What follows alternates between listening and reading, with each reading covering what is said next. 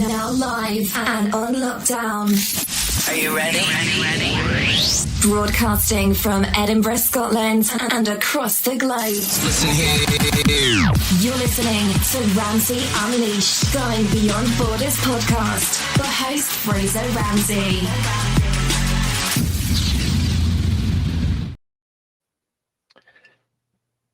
And welcome to another edition to Ramsey Unleashed Going Beyond Borders podcast. A bit of a spontaneous one tonight. It is a night time and evening. I won't tell you what day it is. Just have to pick an evening if you're keeping it generic.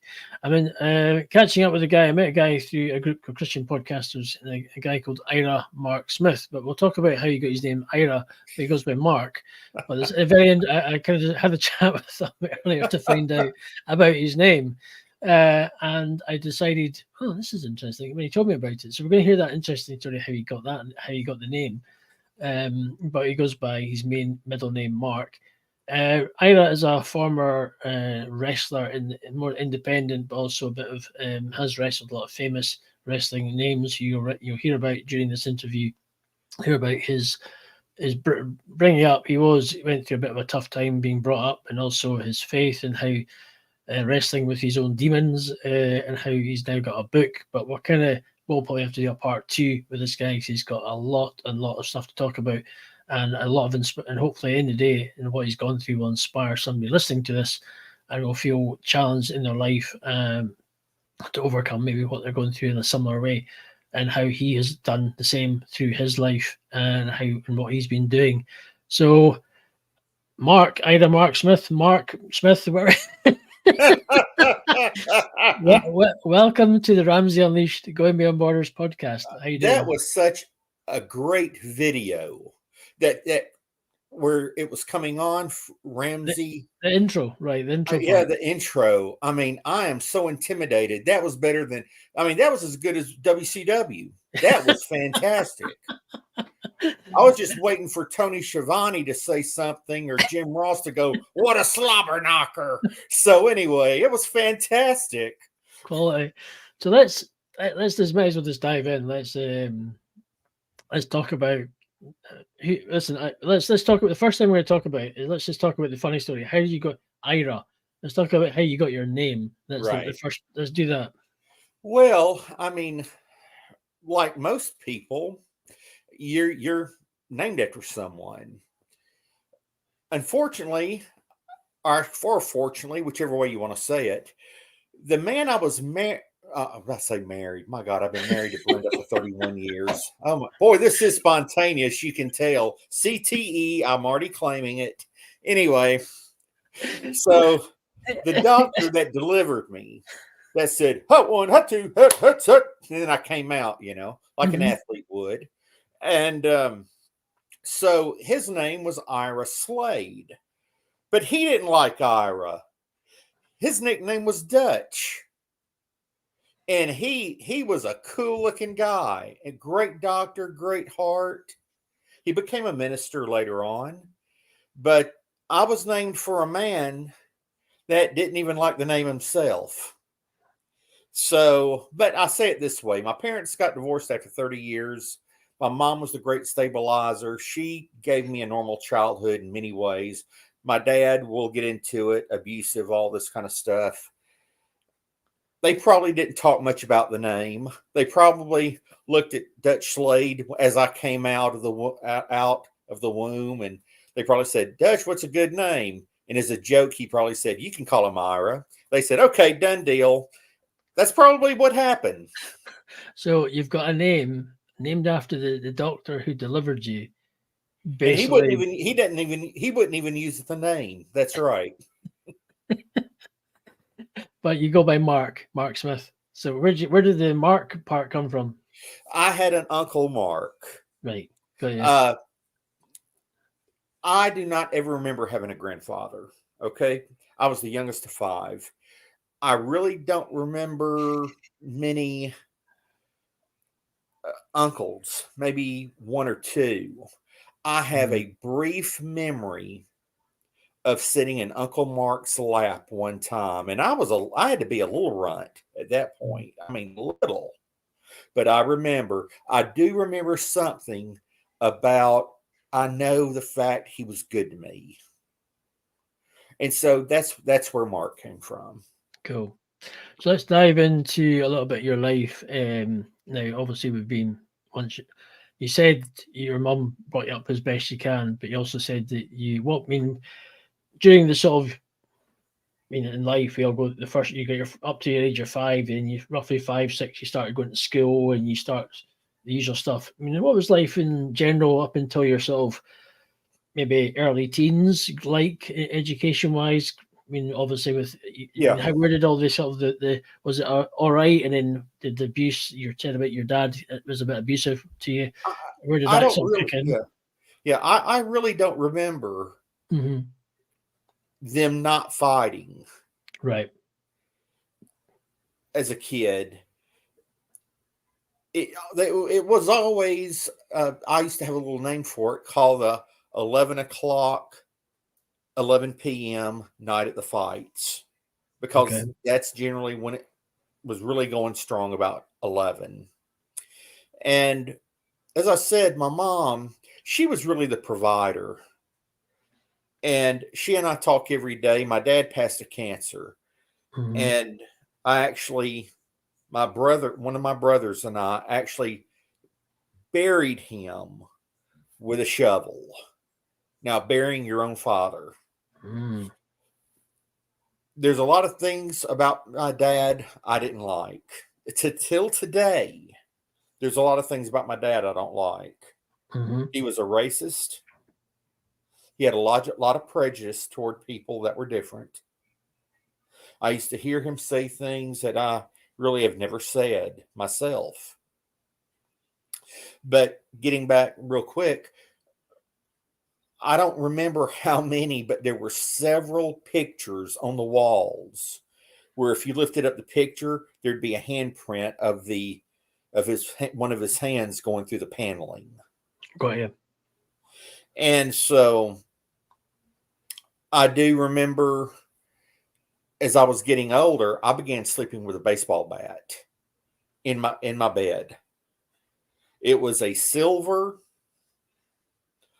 grayish softball bat. It was a Louisville Slugger.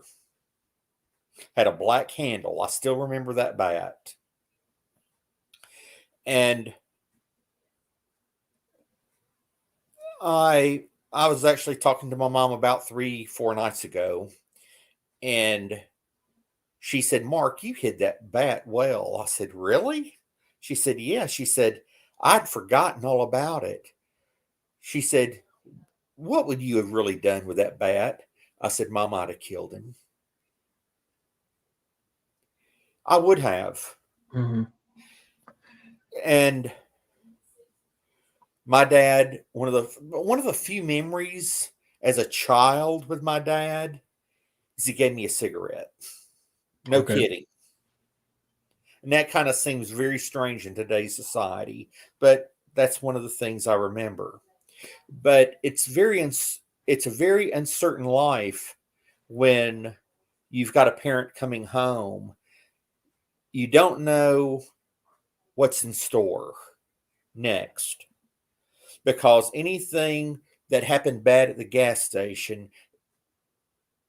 is probably going to set him off at home. And I found out later, he was beaten with chains as a child. Right. So it's a kind of common theme. Yes, yes. And I can say, luckily, well, I won't say luckily, it's got to be more of God Himself, but I'm just so glad that my kids have not had to live in that. They've not had to live in that kind of fear. Hmm. So what were your folks generally arguing about? What kind of was the tipping point of when you're reading all that Uh, stuff? my dad was a womanizer. Right. He he owned a business in the same respect. With the customers, he would have a great heart, and he would just let them take advantage of him. Maybe that's why he was like a bully at home. He had he in some way had to revenge that feeling. I don't know. But we were definitely, we kids and my mom were definitely an outlet for his frustration. Mm-hmm.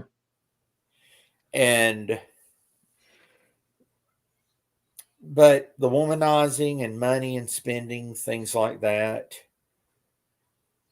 And I know the womanizing is absolutely for real. He told me, and he died and never knew. He told me Okay. he had a hernia surgery, Right. and he had a pillow over his midsection, and he was high as a kite one day. I went by to see him. He was high as a kite, and we began just talking, and he started telling me where he would meet the women. And he was laughing and telling me everything. And it was very strange to me because I didn't know whether to rip his head off or just let him continue to incriminate himself. But I just sat there and let him incriminate himself. I never went and told people what he had done, what he told me that day. But it's very strange, Fraser, when your dad actually confesses his womanizing to you. It's very Mm-hmm. strange. So when did he die? How old were you when he sort of passed? Okay, when he passed away, we were living in Texas. There was somewhat of uh, I guess, a reunion between us. My dad, I don't know how else to say it, so if it's okay with you, he was a BS artist. He really was. He could he could sell ice to a Eskimo. Okay, he As the could. saying goes. As the saying goes. He could. But I just got to the point where when I'd had kids and Brenda and I had been married a while, Right. I got tired of him carrying on junk all the time on the phone, Got you. trying to be this charming guy. And I finally told him, I said, look, when I ask you how you're doing, I mean it. I want to know how you're doing. If all you're going to do is joke instead of having a relationship, Mm-hmm. then I think it's best for my kids for us just to stay away from you. Cool. So how old were you roughly when he passed? You think? See, I'm 50. I was born in 66. My birthday's December 4th. So I'm either 56 or 57. My math's not computing right now. Anyway, I think I'm 56. But I would have been probably, I'm going to guess 40-ish. So 40s, not Somewhere too in long. there. Okay, not too bad. Long ago. Yeah. Got you. So let's go. So during your sort of teenage years, what got you? I mean, I'm guessing at school. What got you into? When did you start like wrestling, or what? When did you, or what? Your kind of, I don't know. What were your teenage years Right, like? right. Were you a good kid? Were you kind of out causing trouble? What were you? What kind of guy were you when you're maybe leading into your teens, leading up to before you became a sort of Well, an adult? yeah. My senior year in high school, I remember I was taking a typing class. I fell over on the keyboard because I was drunk in class. And I spelled something like Rubischluben or something like that, something weird. And when the teacher asked me, she came and she actually grabbed me by the hair, but in easy. She didn't rip or nothing, but she grabbed me by the hair and lifted me up.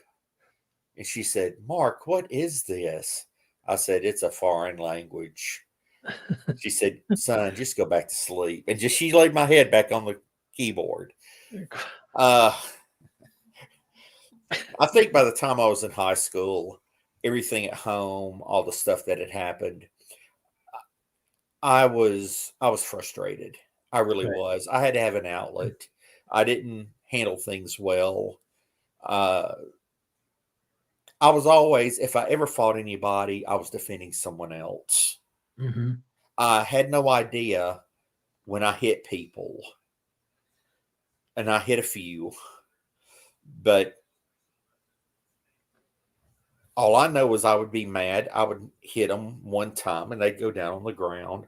It was later that my friends would tell me when I would hit somebody, they would elevate off the ground a little bit. They would go back. And so I thought, that's kind of a neat skill. I trained, did some training after school or after work at a local boys club, boxing, that kind of thing. So I was able to develop some hand speed. And so in high school, if I saw someone making fun of someone else or trying to hurt someone else, I would step in, pop, pop, and they'd go down. If I wanted to play with them a little bit, I would just jab them for 5 or 10 minutes. One of the coaches pulled me off to the side. He said, "Mark, number one, I'm glad you took care of this guy. But if you ever use those skills again here at school and beat somebody like you beat him," because I probably hit him with about 15, 20 jabs before I just right crossed him and knocked him out. He said, I'm going to have to pop you in front of everybody because I can't make it look like that's acceptable. Got you. I said, "Yes, sir, coach." So I always respected that. But I didn't handle high school well. I did enough to get by. A lot of drinking. Never really much drugs. About the most drugs I did was actually in the wrestling business. I could see how coke would mess with people. So I was more with the weed, that kind of thing. Weed and beer, or weed and mixed drinks. That was kind of my go-to. That's how I dealt with pain. Mm-hmm. It's kind of strange in wrestling. I did that to deal with physical pain. In high school, I did that to deal with emotional pain. Right. So I've it really, I've never thought about that till right now. You're a good therapist. How much do you charge per hour? You're really good, dude. Well, yeah. You're going to have me crying by the time this is over. Thanks. And I'm an ugly crier. In fact, I'm ugly anyway. But that's why I don't have a ring light on me, Fraser. See, you've got the look. You've got the sleek. Well, I do have glasses. I don't have a ring light because my wife tells me I look better in the dark. You got a face. You got a face for radio, then.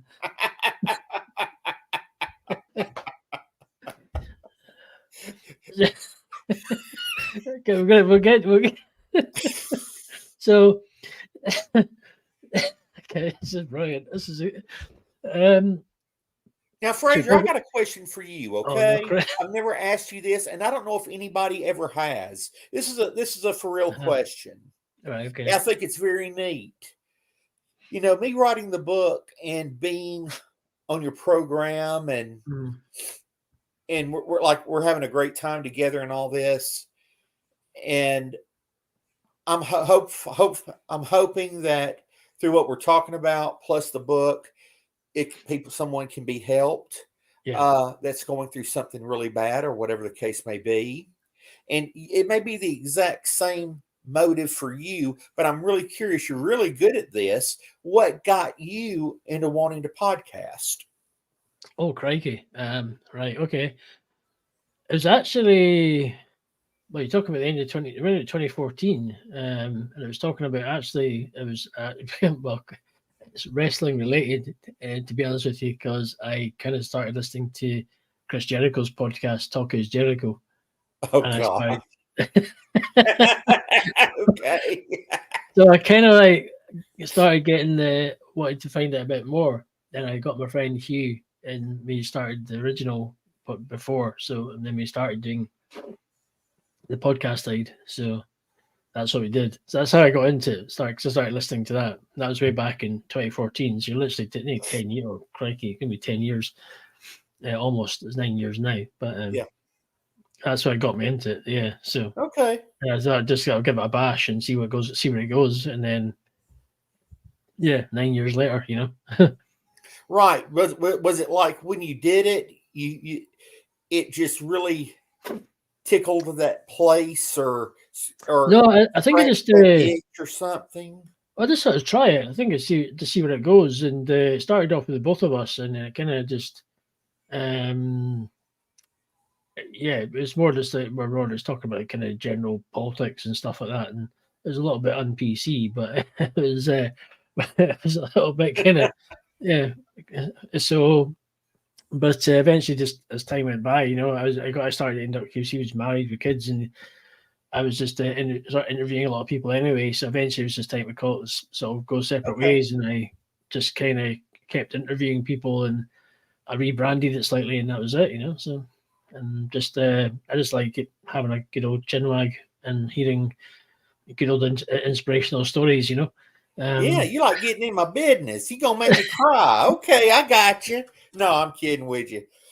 To give for real, just to give the audience, I told the real deal on this, the real scoop. When we talked for a few minutes before this, and I mentioned that there would probably be a question or two I'd want to ask you, and that was actually one of them. Okay. So people out in podcast land, TV land, all kind of land, look, I wanted to find that out, and I'm sorry. Okay, go ahead. I'm sorry, Fraser. Let's go back to where you are. So you're doing a bit of drugs and things in your early school days, stroke. So let's expand on that a little bit. Okay. Well, I graduated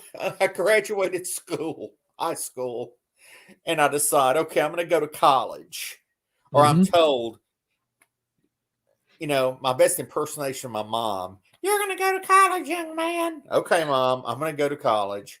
So I went to college, and I still was not over that phase. Let's see. What did I do? There you are. I'm sorry. I bumped my mouse by accident. I got confused on the courses. I thought biology was beerology. Okay. And I thought John Adams was Jack Daniels. And so I got confused on this stuff. So I was very impressive. I mean, they said nobody had hardly ever done it before. I didn't graduate. Oh my gosh. I ended the year with a 1.11 grade point average. That means I was the lowest D you could get. A 1.0 was a D. I was only a couple percentage points from having an F after a whole year of college. So they called me into the dean's office, and I also get a letter handed to me that says I'm on probation and I have to withdraw. So I do, and work at a gas station, and a fellow I went to school with came in, and his daddy was back in the WWF was Chief Jay Strongbow. His name, Chief Jay Strongbow's real name was Joe Scarpa. His son's name was Mark. So it was Mark Scarpa, Mark Smith. Whenever they sat us in class and we were alphabetized, we sat beside each other. Well, we got along really good. And he saw me pick up some metal and some different equipment. And he said, man, why don't you come out with me and let me show you what I'm doing? I says, what do you mean, Mark? He said, I'm home now visiting Daddy, but I've been up in Oregon working for Don. I think it was Don Owens. Yeah, the last name was Owens, Mm-hmm. and he ran that Northwest wrestling promotion, the Northwest Right. Territory. And he said, "Come out." I said, I said, "Mark, you're wrestling full time?" He said, "Yeah, I'm making pretty good money." And he was making decent money up there. He was making around, I want to say about between 800 and 900 a week, Bad. and just driving a couple hours. He wasn't having to drive too far, so he was able to make a little money being single. And I go, "Okay, well, look, when I get off, you want to swing by and we go out to wherever you're talking about?" I had no idea. Well, he had this wrestling ring, 18 by 18 wrestling ring, sitting out in the woods in a little cleared area. So he said, "Okay." He said, "Do you know how to body slam somebody?" I said, "Well, yeah, I've seen it on TV." I said, "Here and here." He said, "Yeah, body slam me." And he goes, "Mark, you didn't even let me plant and go up with you. You just jerked me up." And he said, and he used some good words, pretty fancy words, a lot of them 4 letters. But he was saying, "You're strong. Oh my gosh." And I had a 38-inch waist and a 54-inch chest and a 21-inch neck. So he said, "Can you flip?" And I got in there and I did this stuff and all this. He said, "Here, I want to work with you a little bit." So I worked with him a little bit. And then he and someone else I knew took me to a guy that owned a used car lot who was retired. He used to be one of the managers of the Massed Medics. Mm-hmm. He calls a guy named Art Pritz. Art Pritz meets me at a rec center. A Mm-hmm. 1-inch collegiate wrestling match. You know how hard those mats are on a basketball court. That's Mm-hmm. all I trained on. Mm-hmm. I mean, I had things shook loose in me. It was crazy. It was. I was. If you'd have put me in the oven, I'd have been shake and bake. I tell you what. But anyhow, I go and I start working some small shows. One of the former Mass Medics comes out of retirement, and my first match was against a fella from Columbus, Georgia, who's really a legend in the Southeast United States. His name's Jerry Oates. Jerry Oates. He has a brother that wrestles named Ted. But I wrestled Jerry. I wrestled in fact, and then I got calls and worked some house shows, some small shows for the AWA that were being run by Jerry the Crusher Blackwell. Mm-hmm. Then I was just off doing small shows, wearing my hood, my mask. We call them a hood. And sometimes I would work twice in a night, one with the hood, one without, and I'd have 2 sets of gear. Well, how I ended up getting in the NWA was one of the original assassins, Mm-hmm. Jody Hamilton. I had called Jody Hamilton and I said, "Mr. Joe," he said, and he had this deep voice, "Yeah, Mark, what do you need?" I said, "Mr. Joe, I'm going broke doing this wrestling thing." And I said, "You know that ring I bought?" And I spent $1,000 and bought a 16 by 16 ring. When I say 16 foot by 16 foot. Mm-hmm. And he said, "I know the ring you're talking about." He said, "I've wrestled Andre the Giant in that ring." I said, "Cool." I said, "Well, Mr. Jody, I just want to sell it. I'm broke. I'm desperate." He said, Mark, I'll make a deal with you. You bring that ring, or I'll come down and we'll get the ring together, bring it up here and set it up. I'll take care of all the maintenance, and something big is about to happen. And since I've known you and seen how you work, you're going to be a part of it. And I mean, Fraser, I'm so broke. Mm-hmm. I mean, that sounds good, but to me, it was just so disappointing. I needed cash. Mm-hmm. He calls me about 3 weeks later. He says, Mark, can you be in Cleveland tonight? And I said, well, yes, sir. Cleveland, Georgia. And I knew he had run shows in Cleveland, Georgia. I go, Mm-hmm. Yes, sir, Mr. Joe. I can be up there. I'll leave here about 3, be there by about 5. Is that okay? What time's the bell? He says, Mark, I'm not talking about Cleveland, Georgia. I said, well, what you talking about, Mr. Joe? He said, I need you to come by CN Center and sign your contract and pick up your airplane tickets. You're going to be in Cleveland, Ohio tonight. And, I'm very composed. I think I do something like this. I'm holding my phone. Mm-hmm. Back then it was a regular looking phone, right? But there were no cell phones. And I try to keep my composure. So naturally he tells me that and I go, ah! And I'm freaking out. So I pack up all my gear, run up to the airport or CNN, go to the airport, fly out, get there, walk in. Sid Vicious over here. Wow.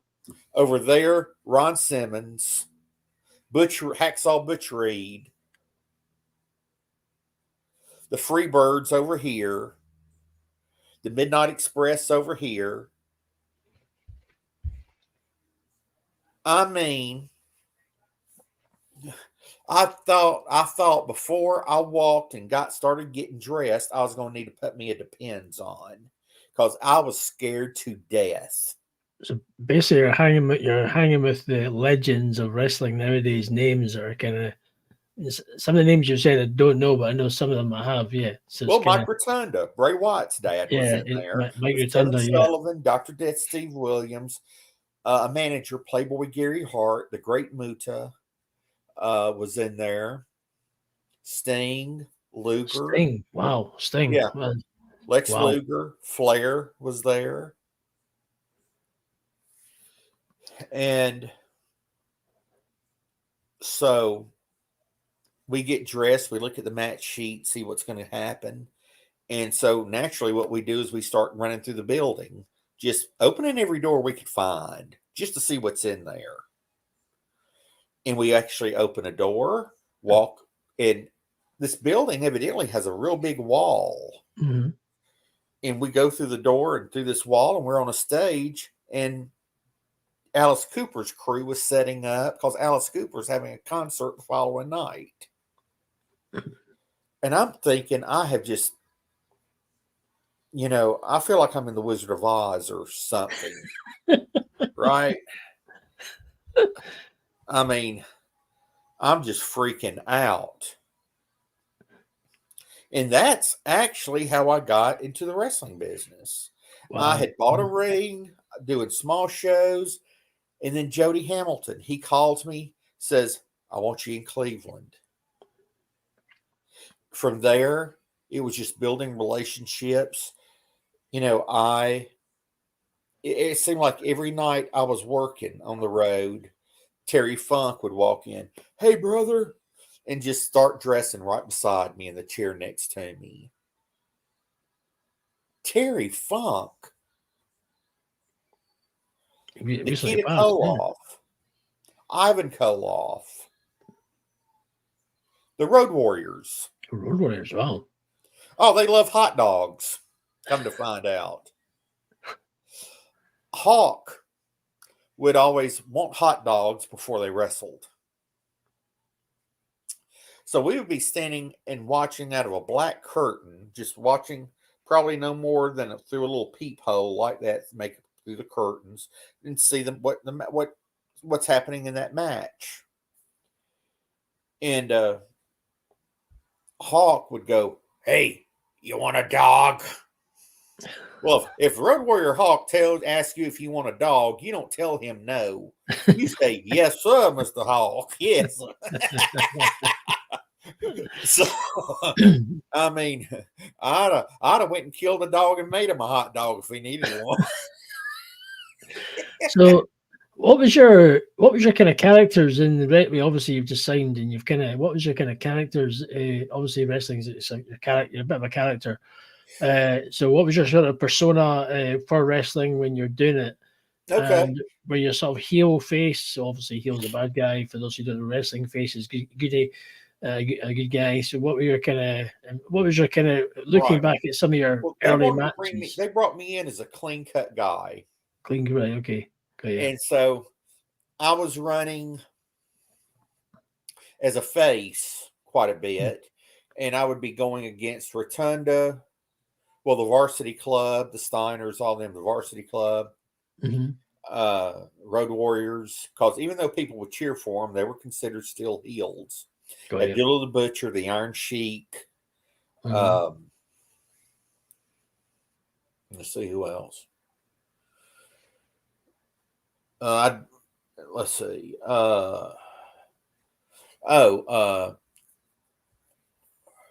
Hot Stuff. I forgot. I worked at Hot Stuff Eddie Gilbert. I always forget about him. I only worked him one time, but Hot Stuff Eddie Gilbert.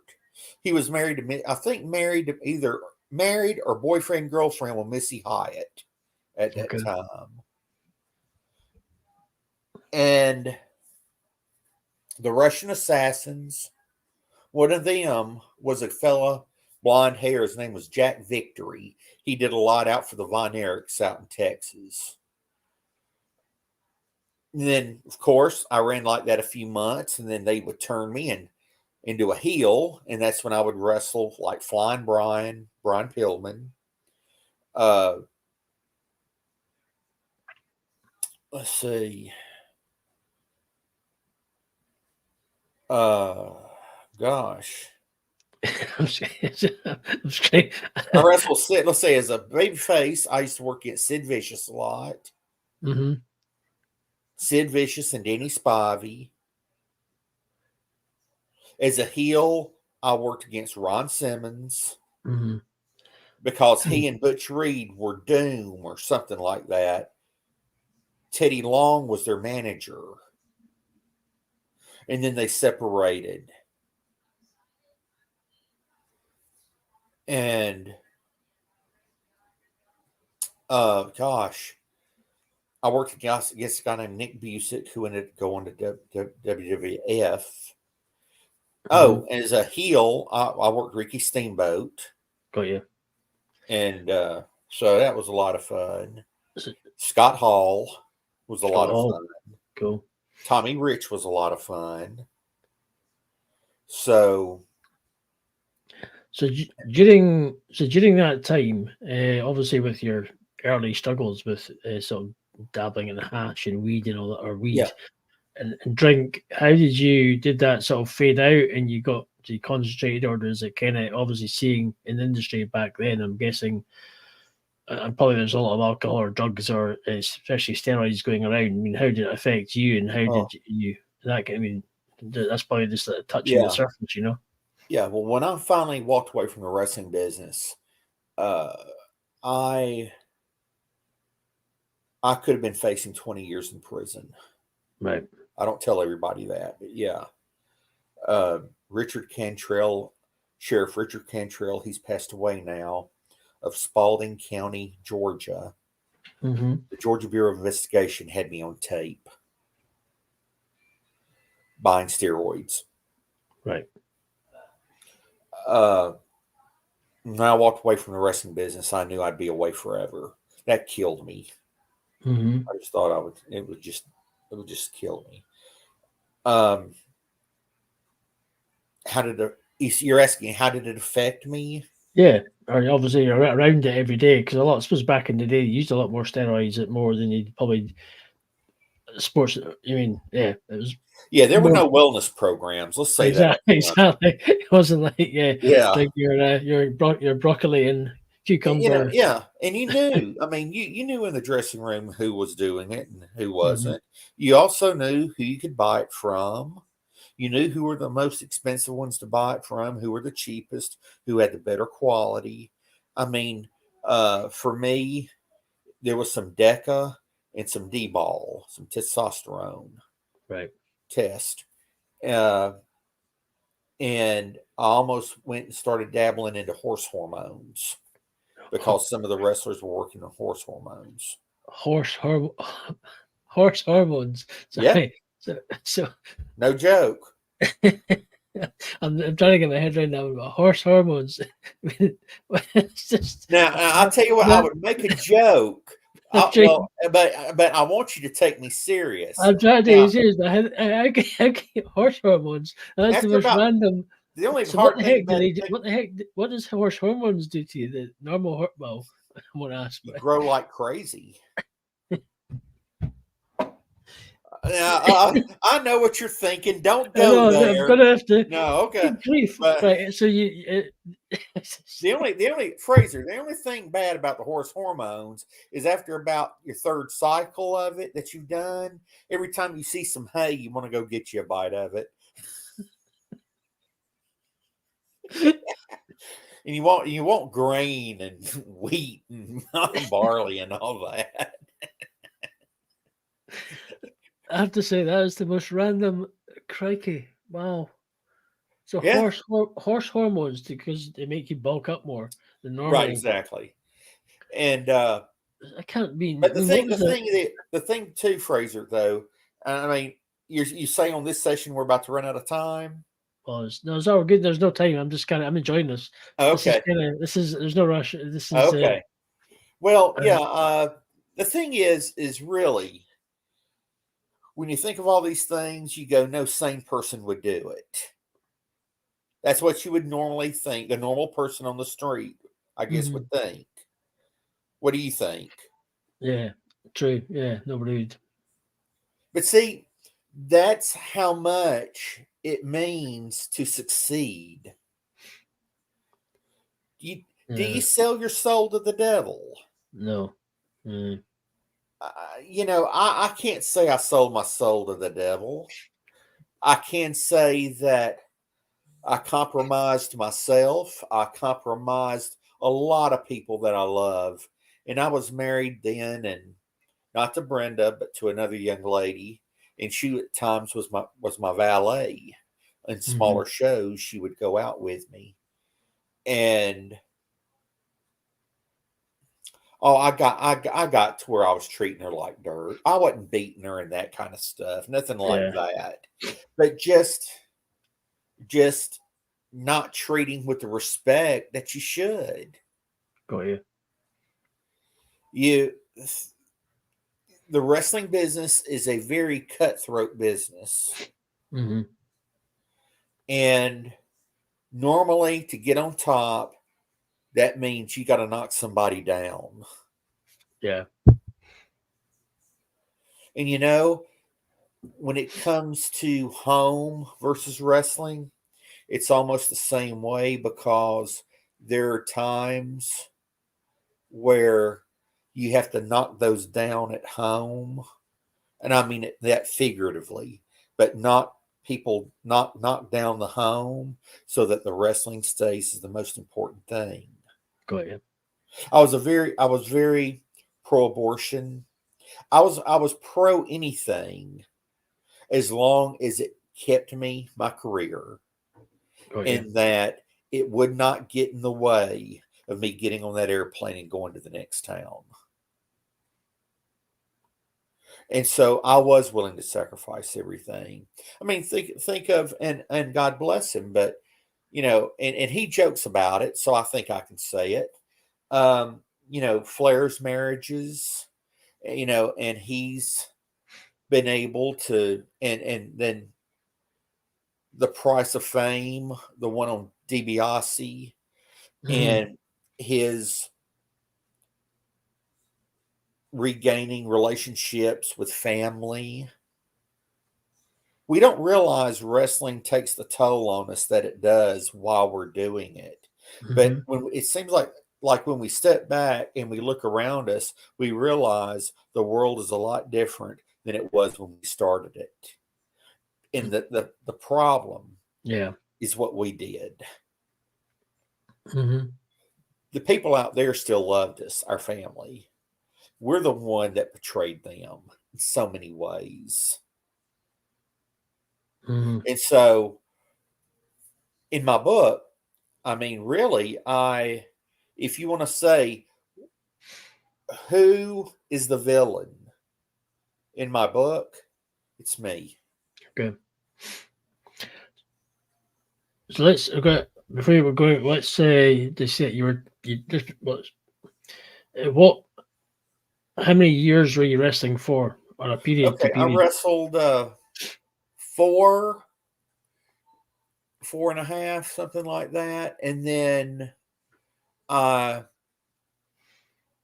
years later, I stepped back in small stuff to help train, and had a few matches that way. Now, since then, I've had both hips replaced, knee replaced, and I think I'm going to get back in for a farewell for one or two matches. But I've already taken some bumps in the ring, and I know all my artificial joints can take it. That's all right. You told me a story a while ago when we were having a previous a call once, and you talked about you were wrestling Sid Vicious, and you talked about that he'd been in the gym, he'd taken some bad steroids or something. Oh, wait a minute. You know, they all got bad juice at one time. And but I've always said this, we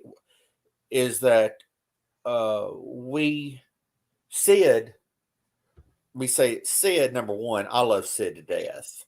So I'm not meaning this derogatory. There was no health wellness program. I mean, the business, so cutthroat, so political. Sid did what he had to do, just like every other big wrestler. And I'm going to tell you, if I had Sid's height, I would have done the exact same thing. Got you. Okay.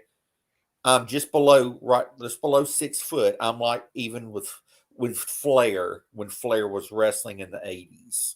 Okay. Got you. Flair's not a tall guy. Neither is Steamboat. Got you. But Sid's a monster. And I don't know why, but it almost seemed like people, when they worked Sid, little guys, they would try to get stuff over on him or whatever. And I'm going to tell you, no kidding, I think one night I was like in West Virginia, in Huntington and Charleston. And what they should have done was taken one of those numbers like they have on the back of airplanes, you know, the plane number or whatever. Yeah. They should have painted it on my rear end, because I think he threw me from Charleston and I landed in Huntington. I mean, that man could launch me like, I mean, I'm telling you. So that man could throw me so far, I'd have to wear a seatbelt just so I'd feel safe. That's how far he could throw me. Anyway. Are you able to tell the story about because you're wrestling him and he had to ask you to do certain things? Yeah, he was hurting bad, bless his heart. And so and he was coming up for the belt. If you want to be a good company man, you don't try to take advantage and hurt nobody. And I mean hurt him. Of course, Sid could have killed me. But I mean, as far as, you know, emotionally or through job wise, you don't want to hurt nobody. I didn't. Now there's a lot of people out there that would. I wouldn't. And Sid, we had a great match. He did the things he wanted to do, and Sid's one of those guys. He's so big, it's best to work with him than try to work against him. I mean, it's just, you know, a guy's almost 7 foot tall and built like, I mean, the Incredible Hulk. Very, very huge. Yeah. Huge. What are you going to do? So, I mean, so I wanted to work with him. And I got to tell you, Mm. this is when I found out that Sid was such a good guy. Was if I was going to wrestle against somebody again for the first time, and normally a big guy, if Sid saw it, he would look at the guy, he would walk right up to us and go, "You take care of him." Yeah, I'm going to get hurt some, sure, but you don't have to try to break my arm or break my leg or break my neck. And that's really what he was telling the guy, or he would tell the guys. And I thanked him so much. And if I saw him today, I'd want to tell him thank you. Uh, he's a funny guy, and from what I've heard, a tremendous softball player. Got you. But he's a just uh, I think the world of Sid. I really do. Mm. Sid Udy, was his real name, and uh, but I can't say nothing bad about him. Look, so when a man like that takes care of you so that you can work and make money the next night, how do you fault a guy like that? Yeah. No, it's a tough one. But I suppose it's difficult in the industry at the time of year. Time the era was obviously, yeah, you had to keep going. Oh yeah. Yeah. So Yeah, what was nobody wanted their yeah, reputation or to tarnished? start jobbing for other guys because they wanted to be able to compare and have a choice between Atlanta or Turner Yeah. and Vince. Aye. Vince McMahon. And so if you were working for one of those promotions and you were a big star and then you just start losing all the time, look, the other company can't take you. And you just Exactly. all of a sudden you're at the top of the heap. Because Got you. people are going to look at it and go, the guy lost over there. He's winning all the time over here. So we've got one weak organization and one strong organization. I'm not Got going to you. watch the weak organization. Exactly. Exactly. So let's go back into you, but uh, when did you really find you had a faith? Well, when did you start just trying to discover your faith? Yeah, Especially you're talking. This is where this when did is you hard. when And did you start? Yeah, your I'm faith. gonna first Well, off, I gotta use a caveat with this, and that is I'm not trying to insinuate anything. I'm just right, stating the fact, and it is right, in no means, no way meant to hurt anybody. right. Okay. So I want to say that like I said, I was married. I've not mentioned names Okay, because I'm very careful about using people's names. right. Got Okay. you. Okay, And, but I'd been married for 3 years. got I you. walked in coming off a trip. I believe I was coming off a trip, and I heard this very strange noise, that a really strange laugh. And so I went down to I think we had a condo or an apartment or Mhm. something.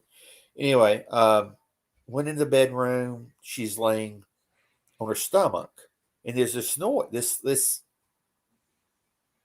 whatever this noise is. It's kind of like her laugh, but it's different. And I kept asking, "Baby, are you okay? Are you okay?" And like I said, I have been mean to her. She doesn't deserve anybody to look at her in a negative way. All right. Mhm. I'm the villain.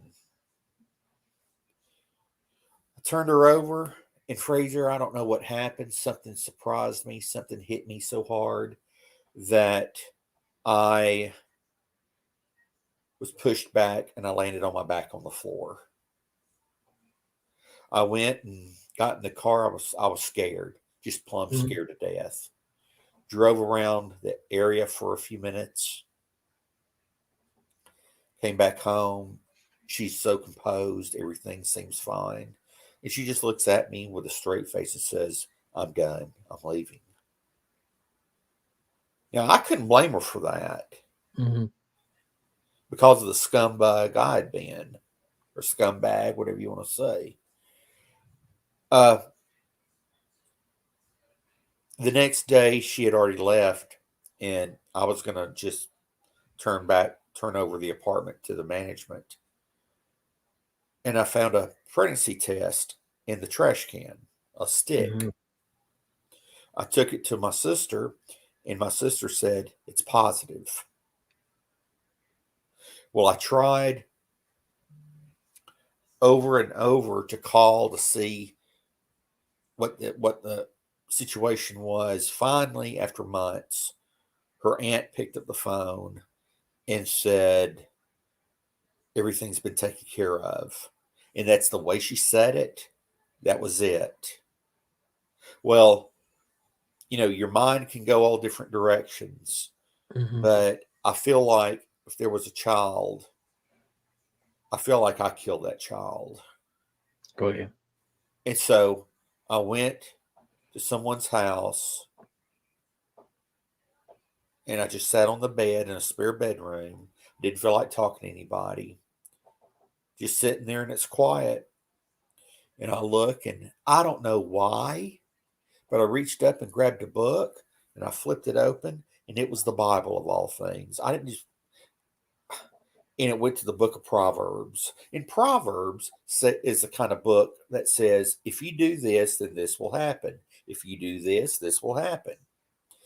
Proverbs, I read the whole book that night and it kicked my butt for several hours.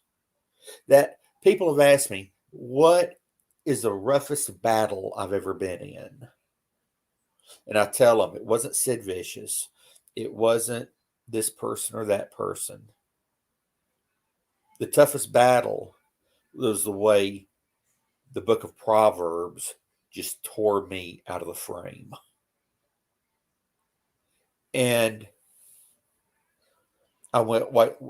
Sunday came, I got in the car and just drove up the road.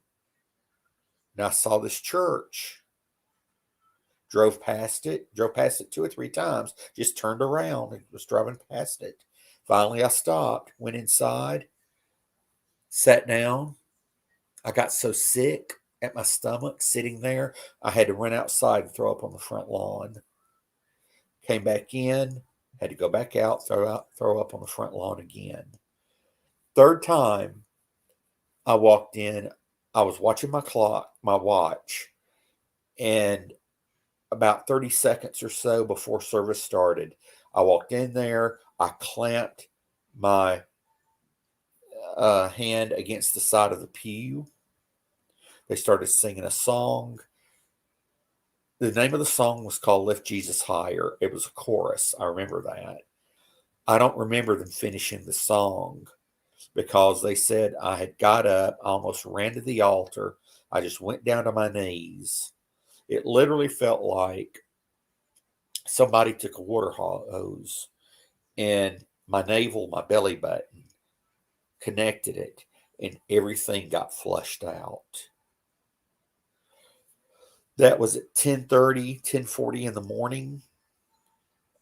Somebody taps me on the shoulder. I look up, and as a real young kid, it was my next door neighbor. He was a pastor. That was his church. I didn't know that was his church. Wow. So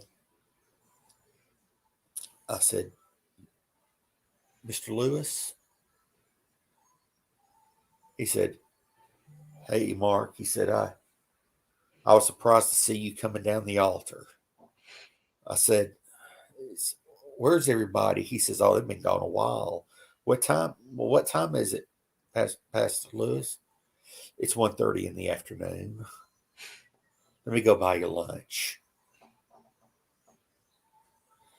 And then I started walking into the church door. Then I meet this late girl, Brenda. She and I are sitting in a service out in a tent. And it's about 6 months, 7 months later. And I say, God, I'm wondering, if I'm going to get married again, but if I don't need to, that's all right. Just, if you would, tell me something. Let me know something. Well, this woman that was behind us, Fraser, I ain't lying. You've seen people, women, that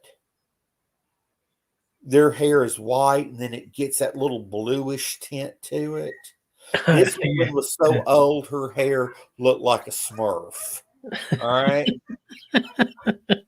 I swear she went to the prom with Abraham Lincoln in the 1840s or 1830s. She got the blue rinse. Yeah. She might have been drafted into the War of 1812. I'm not sure. She said, I have a word for you. I said, yes, ma'am. She said, what you prayed for, the answer is right beside you. And that was Brenda. Ah. And we've been married 31 years. 31 years. Wow. And for my dad to be a racist the way he was, and to use all the names he used to use for people of different color. And like I said that earlier, he did things that really bothered me. That was one of them. The one thing I never thought, Fraser, was today I would have 8 kids. There are 4 that are Caucasian, white. There's 2 that are Hispanic. There's 1 that's Native American Indian. And then there's 1 that's African American, dark skin. So not only did God take me, not only was I brought to a better place spiritually, but the thing is he changed my heart in the fact that all the division that my dad would talk about and use slang names, bad names for people just because they were different. All that was taken away from me, all that prejudice, all that stuff that I didn't even know if I had it or not. But, it's got to be hard not to be prejudiced when you're around such racism and things like that all the time growing up. But it's good not to have that. I mean, talk about free. I've been freed from a lot of stuff. And that is something, that your viewership, those that are watching. When I left the wrestling business and then I'm divorced, I felt like junk. I felt like the statue of an old Mark Smith that was sitting in a junkyard, not worth anything. Couldn't do anything. Have you got the half the dog farm at the back barking away? By any chance? My kids got home from school, so the dogs were barking at the bus. I can almost hear the sound effects and thinking, where's that noise coming from? Is that my side, or is that I can hear it from you? Right? No, that's the dogs. They'll stop in just a second. I promise. I'm going to say that's I kind of thinking. Yeah. Sound effects. I was thinking, where does that barking come from? But yeah, but with me seeing all that or feeling all that, his dogs are on heat.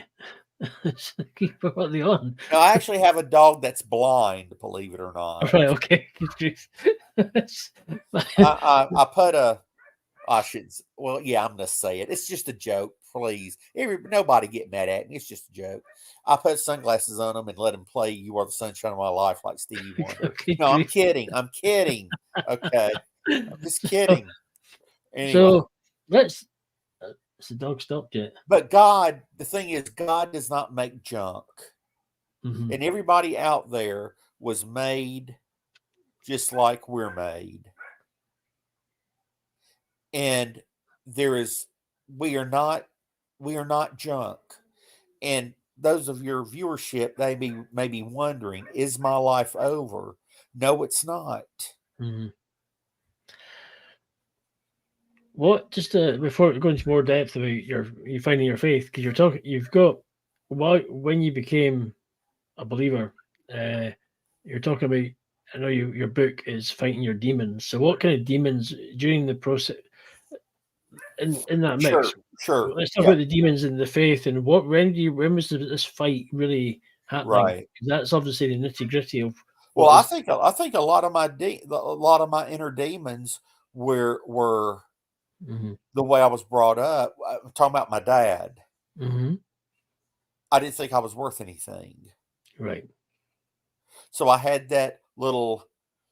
I remember growing up, and I don't know. Did you ever see the Flintstones Yes. when you were okay? Yeah. Well, you remember how the little devils would show up on Fred Flintstone's shoulder, and one would say, "You can't do this, Fred." The other one would say, "Fred, you should do this." And it was his conscience basically.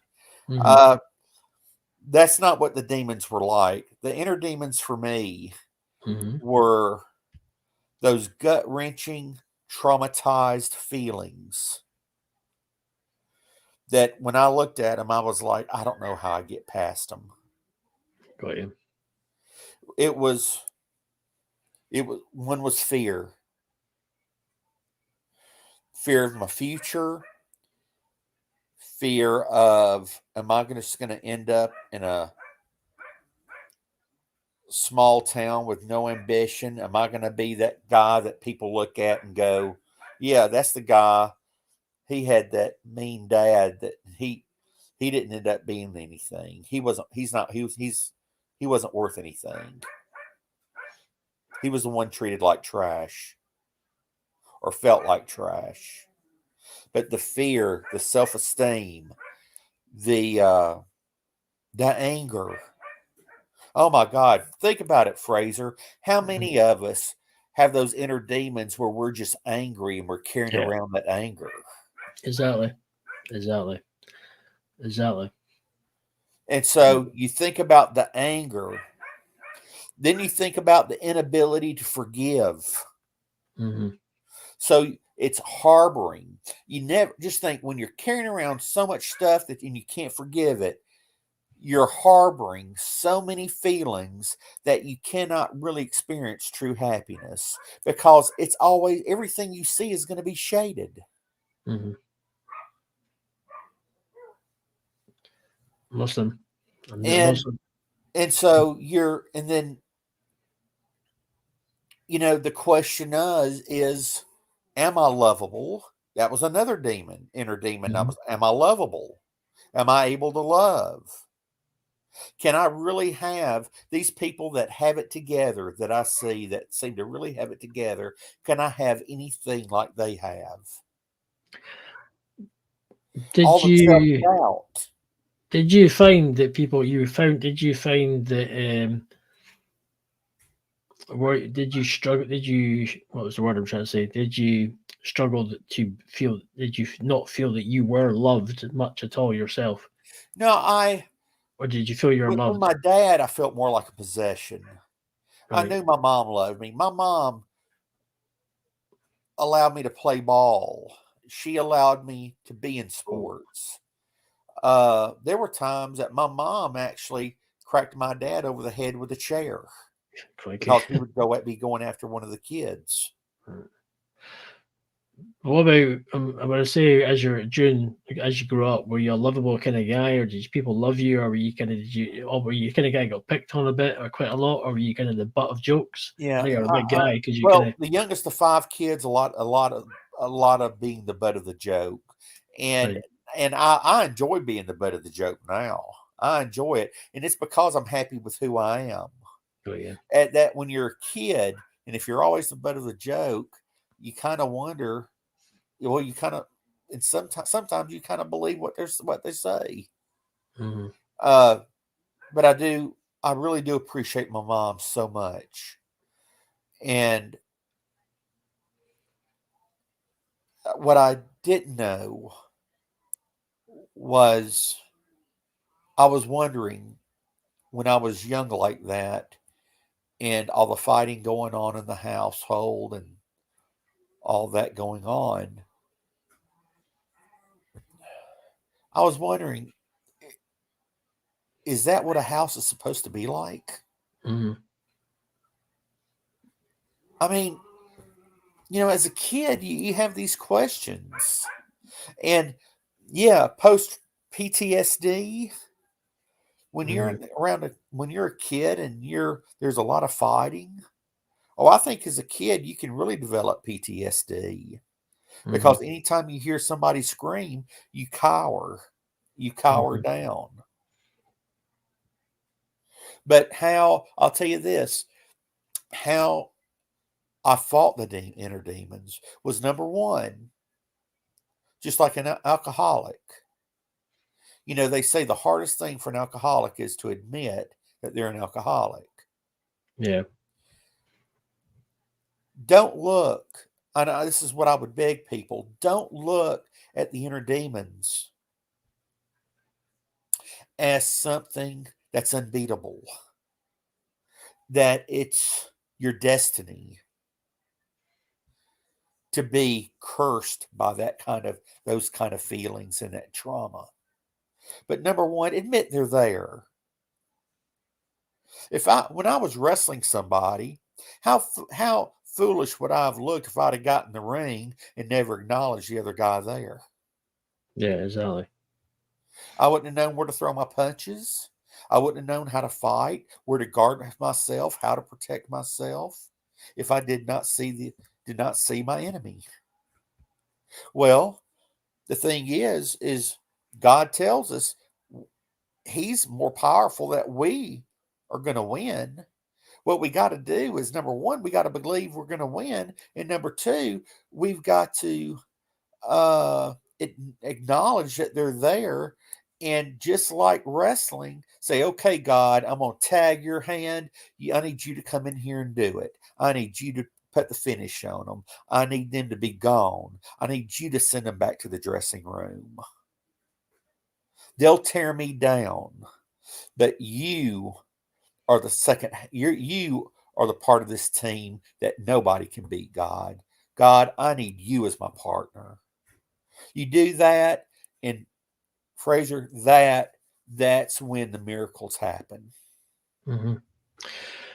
What would you say in your life, apart from your early stages? What's the really most challenging thing that's happened in your life that's really kind of knocked you sideways completely? That's really just like crikey. This is.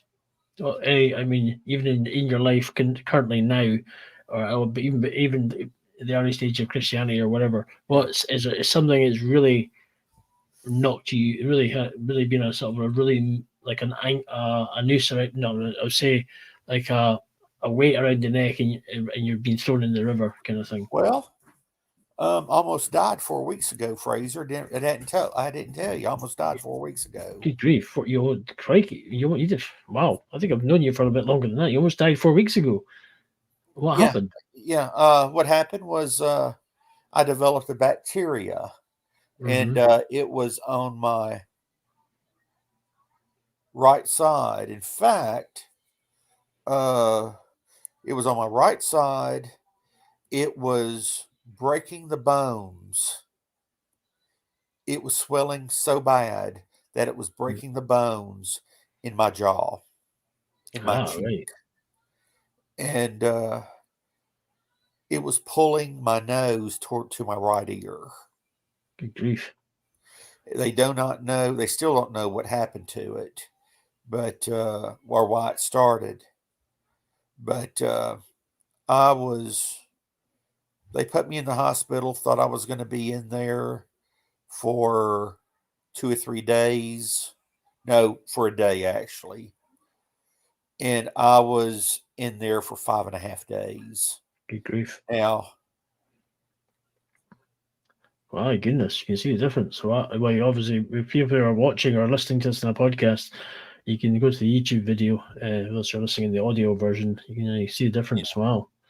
you can Certainly see that showing- difference. Yeah, totally. It's wow. So, yeah.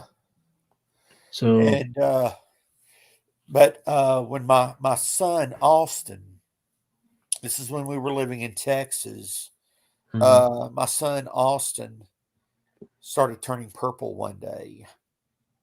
And we didn't know why. I had just been told my dad had stage 4 cancer. We were talking. I was in Dallas, Texas on business. I was driving out of Dallas to go home. My wife calls me, says I'm in back of an ambulance. Get back to Dallas in a hurry. The same hospital that John F. Kennedy died in, the former U.S. president, my son was taken to that hospital. They tested his blood, and he had 0 platelets in his blood. He was bleeding to death on the inside. good grief. For several months, I was mad. I hit a tree, and I'd go out and take an axe. I'd hit a tree and probably yell damn it 20, 30 times. Why are you doing this? Why are you taking my son? It was not until maybe 4 or 5 months later, and they had told us that if he scratches his knee, he may bleed out before you get him to the hospital. Right. Now, you tell me how you're going to keep a 2 to 3 year old kid from scratching his knee. Exactly. We one day had a message on our phone. The doctors at the Parkland Hospital Children's Medical Center, they're in Dallas, said, Mr. and Ms. Smith, we're calling. We have new test results on Austin, my son. We do not know how to explain it, but we took his blood this morning and his platelet count was absolutely normal. The only thing we could say was it's a miracle. Wow.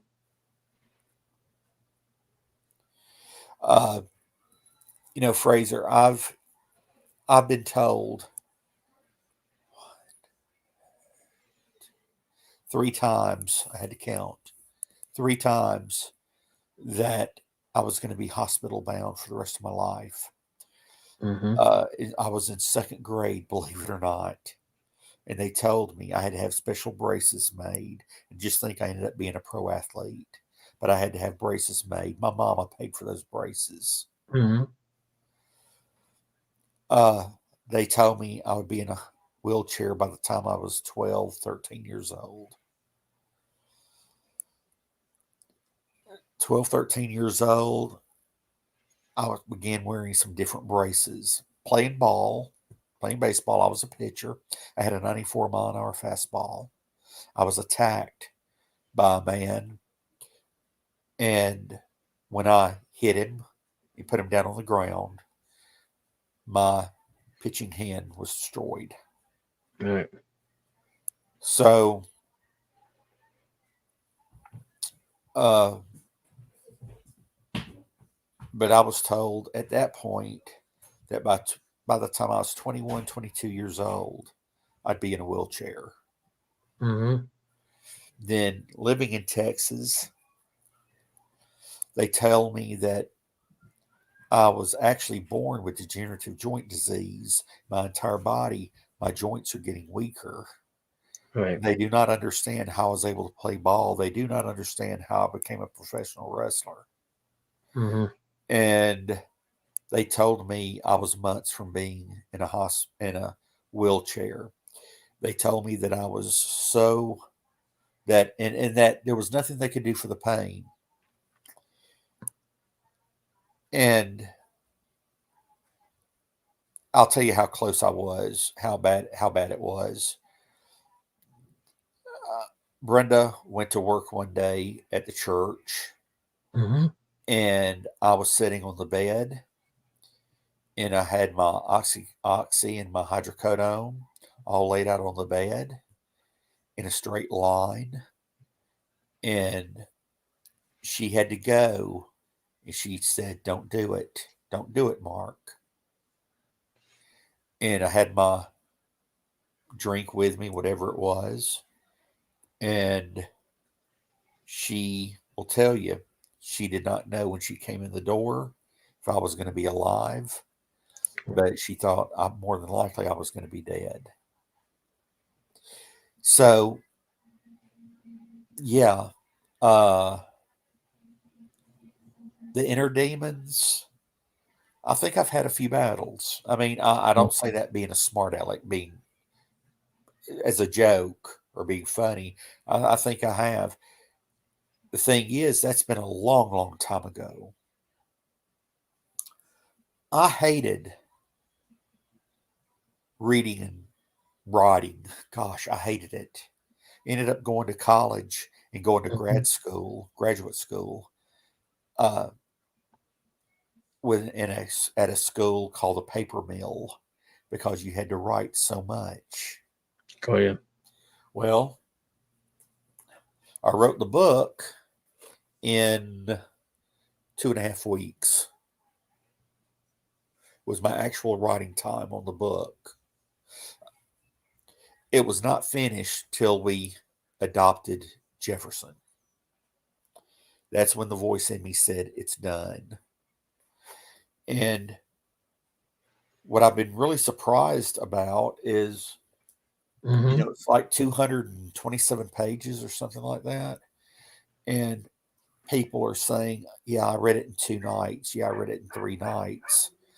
My one of my the one daughter that I adopted, Native American, when she was in the foster system, she was raped, and that had tormented her. And she took one of the books without me knowing, and come to find out, she read it in 2 days. And what surprised me was that what surprised me was that she read it and she said, "Dad, it helped. It helped, Dad." She said, "I'm at terms with everything." And so it's been something that's actually helped my own family. And for a guy that hated to read and write, I can't believe I did it. I feel like I look at that and I feel like it's a miracle. So, I'm sure there's a lot more we can actually talk about going forward. And I know your book, so I was going to say, I'm sure you've got more stuff you could talk about maybe in another interview. I'm just more conscious your dog's been barking. I'm excited when you're trying to say a serious topic and you hear his dog just starts yapping away in the background and thinking, okay. Oh, see, I figure this. I'm taking him to the Chinese restaurant after anyway. Oh my God. Oh. They think the joke's on me. The joke's about to be on them. All I can hear is the dog bark, and I hear the kids and everyone talking. I'm thinking, right, it's just dog. Oh, I can hear the sound of it. I can hear it. Oh, they're chatting about you. They're talking the serious part. I'm thinking, oh no, I can hear the dog again. Well, that's the reason I pulled it up to me. And the thing is I really do hope that. But I think we're gonna do a part 2 because I think there's a lot more stuff that you could. I think we're gonna do in our section of this because there's a lot more stuff you could talk about. I think, and I believe, I think there's going to be more. I think there's stuff you've only just touched the surface on, by looking at it. So, by saying with what you've said so far, I don't know how open you really want to be, But I think I told you one time that I'm going to be an open book and right, cool. any question, right? Well, it's And I hope I haven't dodged anything. I haven't no, meant no, no, no. It's all good. I just try to. I'm enjoying. It's sure there's a lot more wrestling stuff we could talk about as well. But and you've got how. So when did you write your when did you write your book, and when did you when was it published? Okay, it was published September 15th. No, September 13th. I'm sorry. This Just year? yes, yes. So it hasn't been long at all. And I was serious about the writing time. The thing is, I'd had it written. I knew it wasn't ready, but I Mhm. didn't know exactly what the ending was supposed to be. Right. And then when we adopted Jefferson and Colton, it made me realize more about the inner demons. And I Mhm. realized, okay, that's what I need to touch on. That's what I need to get into. And I sat down in just a few hours. I wrote quite a bit about the inner demons, fighting the demons. And the thing is, what was I doing? I couldn't defeat the demons. It was God that defeated the demons. Mhm. But what I was doing was wrestling with them. Right. Got you. So that for me, that's why the topic is so pertinent, so So, important, is because I could wrestle, maybe hold my own, but I couldn't win the battle, mhm. not by myself. So what? So let's just do what going forward. Now you've written the book. That's only Yes. been recently. Going forward, obviously we're getting close to the end of a year, and you're going to be forecasting for the next again year. What kind of stuff are you looking to achieve? Any more goals? Obviously, 4 weeks you've just you could have died, but you're still you obviously still got work. God's got work for you to do, and he ain't finished with you yet. So, and it means getting back in the ring again one last time for a farewell thing. You never know. But what are your kind of general okay looking for into the next year? What kind of goals or things would you like to try and achieve Right. that you've done this time? But maybe what would you like to try and maybe achieve further and climb Right. that ladder? You know. Well, what I would like to do, and what I'm working on, is I've already got the title and the outline for the sequel to this Right. book. Okay. It's going to be called the Rebuild, Brilliant. and because we talk about defeating the demons, but when you get those inner demons, when Hmm. you've won the battle, when God has helped you and the battle's been won, then how do you rebuild? How do you go from there? Yes. So it's going to build on like that. We've already been contacted by some churches Hmm. that they want to use the book as a study guide into different lessons. So I'm going to be writing a study guide more than likely to go along with it. That if anybody wants it, they can have it. Uh, we are also starting to book. I really enjoy speaking with people. I enjoy the connecting. Yeah. Just this, like you, Fraser. I have a ball with you. I do, and and I mean, it's fun, and I hope to be able to go out more to groups, churches, different organizations, conferences, whatever, and be able to use whatever parts of our story will fit in that will fit in with their message, their topic. And so we're hoping the public speaking is going to increase. We're looking at the study guide, writing that. I've already been getting thoughts together for the sequel. And uh good Lord, yeah, I'm gonna get back into the ring a time or a couple times, maybe time or two, Hmm. and um, got a couple Comic Con shows or whatever that I'm probably going to be hitting up and doing things with. Uh, And last night, someone made a joke. They were laughing with me, and they said, "You ought to have a bobblehead doll." And I said, "Yeah, I'm a bobblehead doll all the time." And they said, "No, seriously." So I actually checked into bobbleheads, believe it or not. But we're,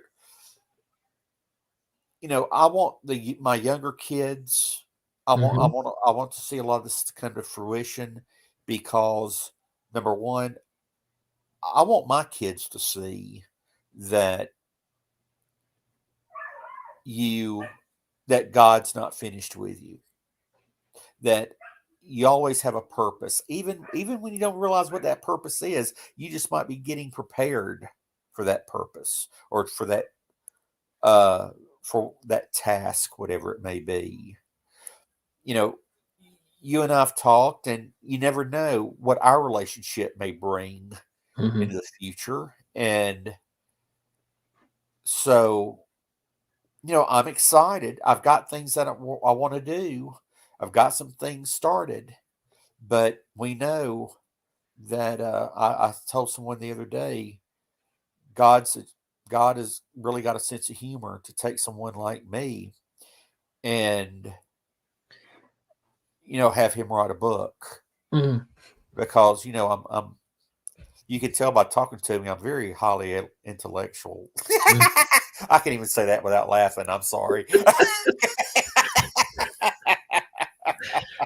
So, what? Just two things. We're gonna. What would you say for somebody who's just recently written a book? What would you say to somebody who's maybe start looking at writing a book or their story for the first time? Well, What would you? what I would say is number one,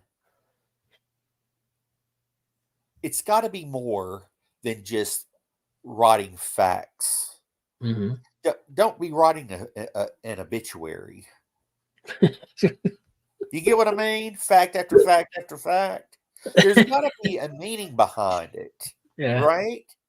I mean, look at the lessons. If you've learned lessons in your life, okay, can they help other people? Do you think other people have ran into those same walls? Mm-hmm. Because I'll tell you, if you can't relate to an audience is probably not going to respond well to the book. True. Yeah. And so what I want to do was with love, with humor, laughing at myself, being the butt of the joke and all this. What I want to do is let people know, hey, you can have happiness in your life no matter what you've been through. Mm-hmm. Unless you're being put in the grave, you've got another chapter in your life. So let the big tag team partner upstairs. Let Mm-hmm. him kind of lead you in that next match in your life. And you're going Brilliant. to find out some great things happen. And you're going to be shocked by what you do. Exactly. Exactly. So just going, we're back to wrestling a little bit. Yeah. You've obviously talked about the older wrestler you've kind of worked with and been Yeah. with. What about any of the modern day wrestlers that people that you have you been around? Like the modern, like you see, you have like there's Sami Zayn. There's obviously there you've been around Bray Wyatt, Bray Wyatt's dad, Mark Rotunda. Sure. You've been around, but who have you been around? Like the modern day wrestlers to this day, and from WWE and maybe AEW as well. For example, and other like Impact Wrestling as Oh, well. yeah, sure. Well, I mean, I told you I had worked against Brian Pillman. Mm-hmm. Well, Brian Pillman Jr., who was in Dark Side of the Ring, the two-parter they had on Brian Sr. Well, Mm-hmm. I got to know Brian Jr. Brian Jr. is a great kid, Mm-hmm. super kid, and so talented. And he has now signed a contract. He's actually, I think, on NXT now. He goes by Alexis King or something like that, I think is what it is. And super guy. And he he was taught the right way. He was trained by Stu Hart, the Hart Mm-hmm. family up in Canada. Uh, I just think the world of him. I also think Cody Hall, Scott Hall's son. Mm-hmm. Fantastic worker. Fantastic. And I got to tell you, before I knew he was Scott's son, his build is so much like Scott, even the way he stands and the way he puts his hands on the hips, all this kind of stuff. I thought, God, he looks like Scott Hall. So I went up to him and I said, who trained you? He said, my dad. I said, well, okay. He said, Scott Hall. I said, the Scott Hall. He kind of grinned. He said, no. And I'm thinking, you liar, you liar, you liar. You know you're lying. Anyway, I walk about 5 foot away from him. I turn around. I walk up to him and say, okay, now that we're going to have a fresh start, I want to tell you, son, I thoroughly enjoyed working with your daddy. Mm-hmm. And he said, you did? I said, yeah, I did. And I said, of all things, the first time I met him, Terry Funk was working Ric Flair. Mm-hmm. And the match had gotten out of control. I and Scott Hall were supposed to go down and pull them apart. Well, I'm standing at the curtain in gorilla position with Scott. And I'm, hey, Scott? He's, yeah. You know, that deep voice Scott Hall had. I go, exactly what are we supposed to do? How are they expecting us to pull them apart or anything? He goes, I don't know. We're just going to go there and get the, you know what, beat out of us. Oh, okay, that's cool. I don't know. I'm just here for the ride, man. Okay, Scott. And I was telling Cody that. He says, that sounds just like my daddy. And would tell him a few things that Scott would do when we'd be at a lounge or whatever. And he'd say, boy, that sounds like my daddy. I said, well, it ought to. It was him. And Pillman, he almost went to tears. Or his eyes watered. Let me say it that way. We talked after he had wrestled. And I looked at him. I said, you know, if I was in the ring with you, I'd feel like I was in the ring with your daddy again. He said, well, you wrestled my dad? I said, oh, yeah. When he first came up to WCW, I worked him a lot. He said, you're kidding? I said, no. I said, the way you jump up and down and get warm in gorilla position, the way you think about the match, the way you're using your arms and kind of through your mind going through the motions, he did the same thing. And then Brian started calling people, hey, come here. He used to work with my dad. Come here. And we talked for maybe 45 minutes. And we're still in contact with each other. Brilliant. But it's just, it's such a blessing. It really is such a blessing. And I feel so bad for Mike Rotunda and what they've had to go through. Mm-hmm. What about, so let's, obviously there's going to be, and we need to do another interview because we have talked for about an hour and 40 minutes almost. Oh my gosh. Okay. Time flies when you're having fun, isn't it? It's great. Yeah, it is. I've had a great time. So with great with sound effects and dogs and kids coming home from school. It's been great. It's brilliant. Chinese markets awaiting. That's right. They're gonna have some funny tasting egg rolls tomorrow. No animals will be harmed during this broadcast. But what would you on a message of kind of positive, a message of sort of hope to people? What would you like if you want to share like a positive message to somebody? What would you like to share to somebody out there who's listening to this, who's watched or listened on podcast or YouTube? What would you like to share? Well, the thing is if you're on a podcast I would just say, look, be honest and you're going to have a great time. Be honest. Don't try to embellish. About everything I tell you, you can find on the internet. So find pictures of me in the ring with the guys. And you're able to really tell the truth without anger and that if the people that have been in your life, if you understand, they may not be people that you care for. But from everybody we come in contact with, we do learn. I mean, we do learn. From some people, we learn very positive things. From some people, we learn how not to be. So take it for what it's worth. And that is, understand everybody that you deal with in your life, there is a positive. We either learn something good or we learn something bad. And oftentimes, if it's someone and we're learning bad from them, we can see their life and see how those bad, whether they're actions or whatever they may be, we can see how it affects that person. You can almost see that's how my life's going to end up if I go down that road. Take things as learning. If somebody, business wise, screws you, remember this: you're going to be able still to look at yourself in the mirror and be happy about who you are. They can't. Mm-hmm. And again, you just learned how not to be.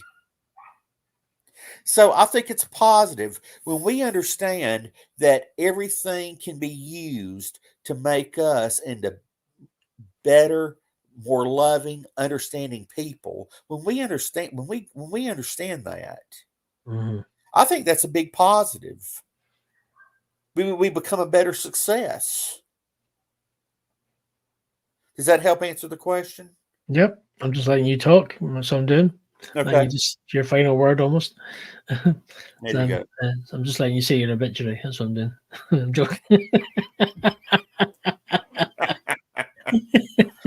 By the way, if for the audience that doesn't know, I'm the one with a Scottish accent. I don't know where that guy's from. I don't know where. Let me get my finger. I don't know where he's from. I'm from Scotland. Okay. No. Those who have been, whoever's listening, whether or watched on YouTube or listened via Facebook link, LinkedIn, or listened via the audio, the podcast version, been interviewing Ira Mark Smith. It goes by Mark Smith, former wrestler. I'm looking to get back into the ring for a wee bit of a farewell shindig. And we're looking to just to kind of been talking about his book, obviously wrestling with his demons, talking about his just life growing up and how just school and obviously and what he's done. He's now pasting for those. We will have his show. He will be able to. We're going to ask him actually. Before I carry on, where can people Fraser, connect? Fraser, where can people connect with you? I don't believe in cheap plugs, but here. Okay, if you're watching this, you get cheap plugs. So instead of showing for those who are listening, tell people where they can connect with you. Tell people where they can connect. Our website is Wrestling with Demons. Okay. .godaddyscites.com. Okay. wrestlingwithdemons.godaddyscites.com. Now, if you go to Amazon, Wrestling with Demons by Mark Smith, you will find our book. It is red on top and kind of silverish on the bottom, and you see my family on the bottom. Got you. So I made sure they were real small in case the FBI is looking for them. Okay.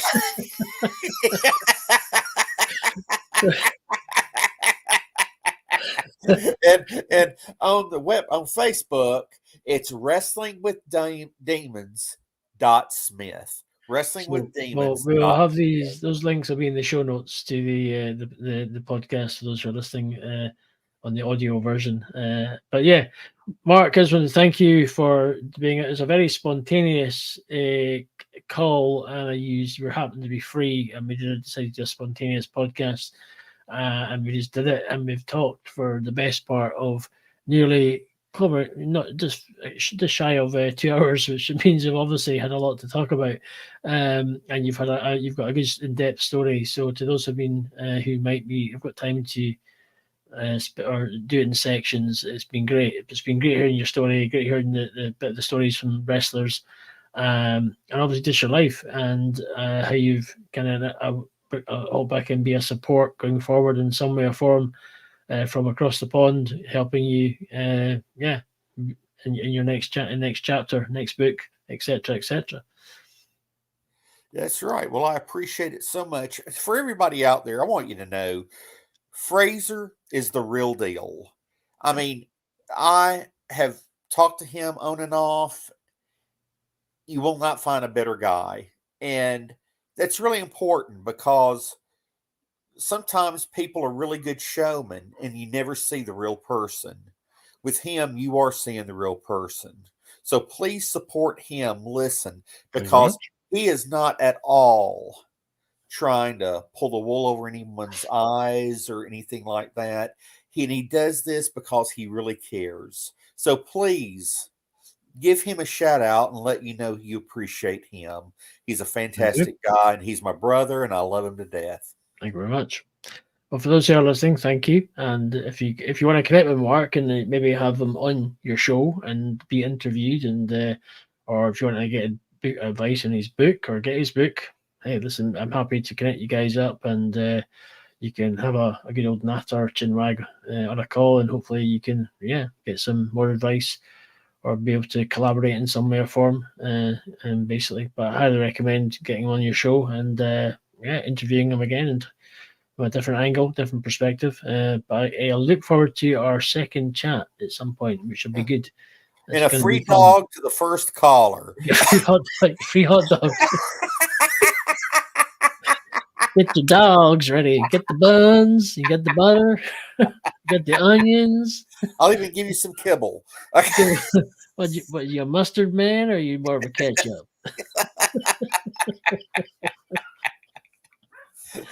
Right. On that note, listen. Thanks again, and to everybody who is wherever you are in the world, whether it's morning, evening, afternoon, and whatever it is. And as I say, have a great time, whatever you're doing each day. Keep reaching for the top, and until next time, we'll catch you on the flip side on the next show. And you take it easy. All the best. Bye for now.